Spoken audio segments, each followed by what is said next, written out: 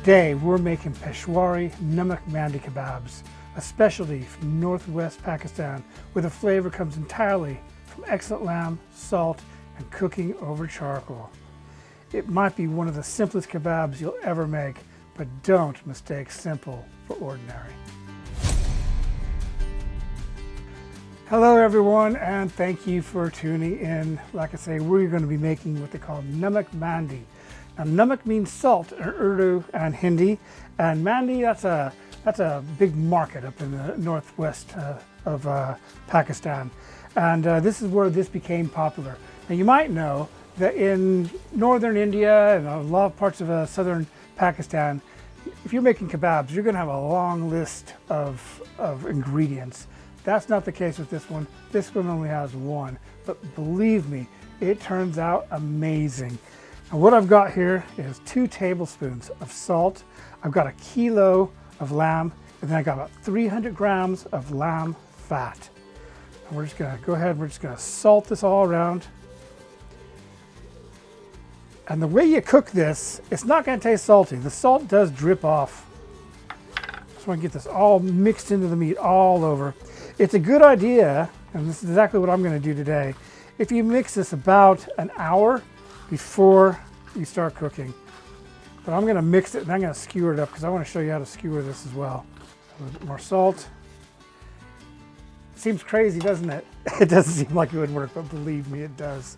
It is so good. It's cooked very slowly over like a medium heat rather than a high heat, and you have to cook it for a long time. All right, now I'm gonna go ahead and start skewering this up. And what you wanna do is you wanna skewer the fat on separate skewers to the meat. And whenever you're skewering meat, it could be chicken, it could be lamb, whatever, you want to weave it through, because if you just stick it straight through, what's going to happen is as it gets over the heat, that hole where your skewer is going to expand, it's going to get bigger. So you might have had this problem before where you stick it straight through, and you go to turn your skewers, and the lamb stays in the same place, or the chicken stays in the same place. You don't want that. So what we're going to do is we're going to take this and we're going to kind of go like in an S shape, back and forth through the meat. What that's going to do is that's going to secure the meat on that skewer so that when you turn it, it turns too. And that's something that a good bit of advice, which if you haven't heard that one before, use it. You'll be much happier when you're doing kebabs like this. So just like that, just going straight through. Get as many times through as you can. And also, make sure that you're keeping the meat good. Don't have it be touching like that. You want to cook it all around, so you want to make sure it's not touching. It can be very close, but just not touching. Again, we're going to go through here. There we are. And I'm going to go ahead and continue skewering that, but I'm also going to show you the fat. Now the fat, nice big chunks of fat here. That's not as important, but you still could do it. I would just say stick it through as best you can. Because fat's fat, it's going to render, isn't it? So you just want to get it on there as best you can. I usually go straight through it like that. You can even have these can be touching because it's not as important as making the meat, with the meat. There we are. I actually kind of push them together. Renders over that heat. You want it to stay on the skewer, obviously. So I'm just going to make 1 skewer of this fat. Now, not only is this different because we're not using a lot of spices, but this recipe is different in that everything, it's right down to the meat, and it's how it's cooked that makes it so good. It's also cooked very slowly, and we don't use any, for example, in southern Pakistan and in northern India, you'll know that a lot of kebabs, you baste them with ghee and all that. There's no ghee in this. That's what you're going to baste it with. As it starts to render over the fire, you're going to baste it with that. So they don't use any of that fancy stuff. There we are. Then I'm going to go ahead and skewer up the rest of this meat. And when it's all skewered, we're going to take it over to the barbecue over on the other side over there, and we're going to cook it up. All right, so we've got these all skewered up, and I'm going to start putting them over fire. Now what I've done is I've built a direct heat fire. It's a 2-zone fire. So this side is cooler than this side.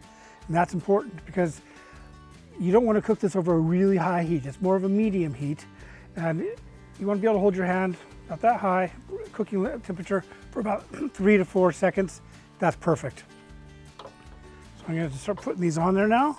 And then I've got a hot side of the fire over here, right there, where I'm going to put the fat. And it's just going to start charring and becoming a basting tool is what it's going to be.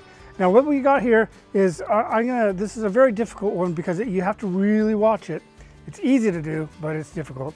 So every minute, I can crack open a beer because it's going to take some time. Every minute you're going to want to be turning them. Every minute for about 20 minutes. I did say this was a simple recipe. There's not very much in it, but you do need to watch it and turn it every minute. This can be turned whenever it's kind of starting to char and the fat's rendering. It'll start going into the coals, and that smoke will start going over this other meat as well.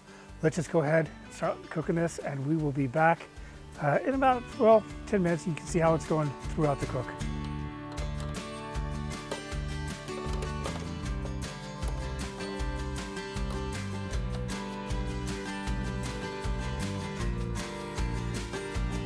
These have been cooking now for about 10 minutes.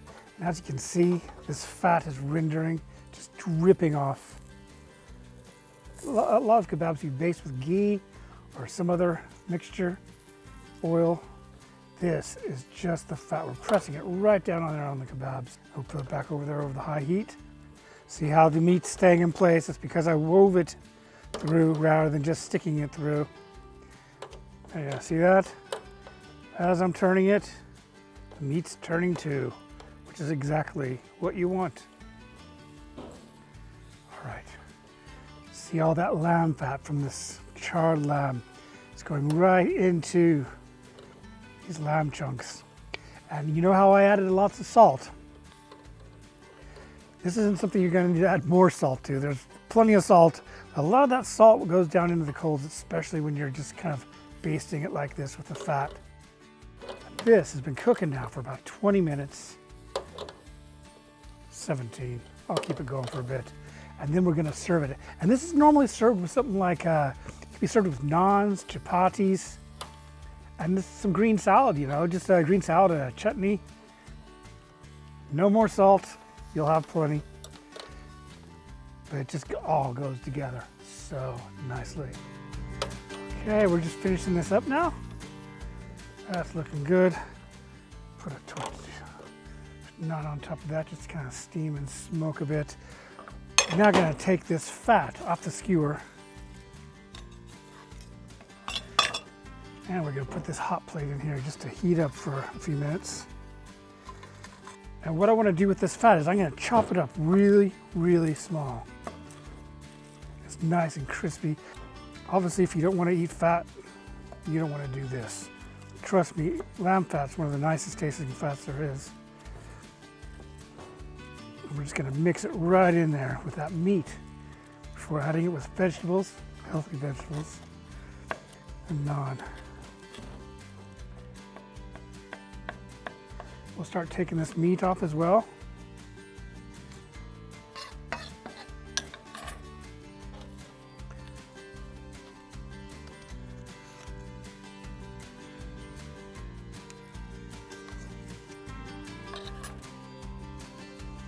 That is to die for. It's so good.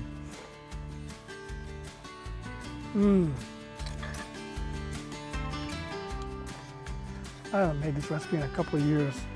I'm so glad I'm doing it now.